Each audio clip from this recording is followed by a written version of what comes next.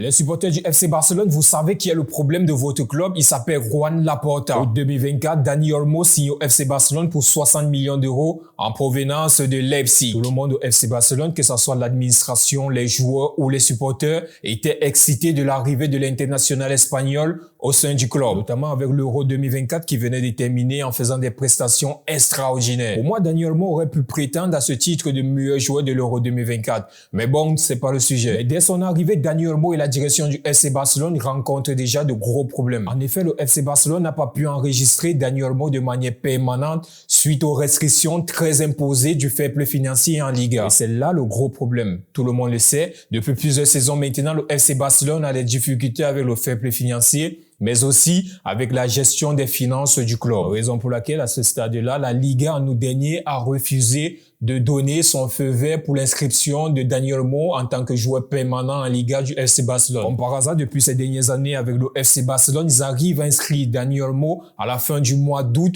de manière provisoire suite à la blessure de Andreas Christensen. Cette exception donnée au FC Barcelone permettait à Dani Olmo de jouer jusqu'en fin d'année 2024. Et c'est là où le film commence avec le FC Barcelone. Le 31 août dernier, les dirigeants Blaugrana font une demande auprès de la Liga pour inscrire définitivement Dani Olmo, qui va être rejeté par le président de la Liga. Selon le communiqué de la Liga, le FC Barcelone n'aurait pas respecté les exigences liées au fair play financier pour inscrire Dani Olmo. Les gars, c'est un truc de malade. Comment vous pouvez inscrire un joueur de manière provisoire en août et 6 mois plus tard, vous n'avez toujours pas de ressources pour l'inscrire de manière définitive? Et c'est ça le souci du FC Barcelone et ses fans. Vous êtes trop dans le déni. Là, depuis hier, je regarde des commentaires sur les réseaux, j'ai envie de mourir de rire. Les supporters du FC Barcelone qui disent que la Liga est contre le FC Barcelone ou alors a été payé par le Real Madrid pour bloquer Dani Olmo. Les gars, est-ce que vous êtes conscients des mots que vous avancez? On vous a fait une faveur en inscrivant de manière provisoire Dani Olmo.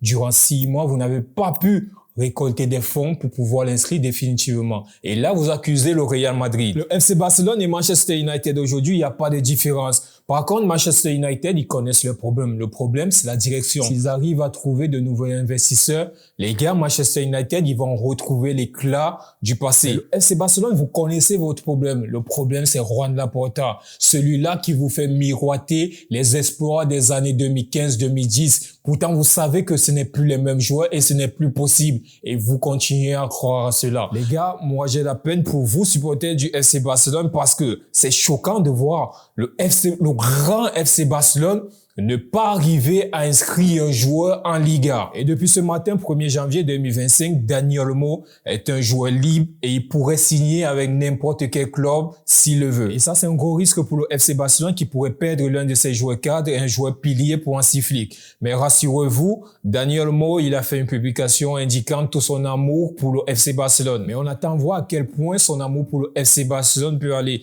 Je ne suis pas sûr qu'il pourrait rester 6 mois sans jouer juste parce qu'il aime le FC Barcelone. Mais le FC Barcelone n'a pas baissé les bras depuis 72 heures. Joan Laporta et les dirigeants du FC Barcelone essayent de vendre les dernières places VIP du Camp Nou. Ce dossier Pau Victor et Dani Olmo montre à quel point les finances du FC Barcelone restent dans un état critique et un énorme défi pour ses dirigeants. Mais aussi, les gars, nous on attend voir à quel point Dani Olmo va porter son amour pour le FC Barcelone. Moi, j'ai hâte et vous voir pleurer sur les commentaires, les gars.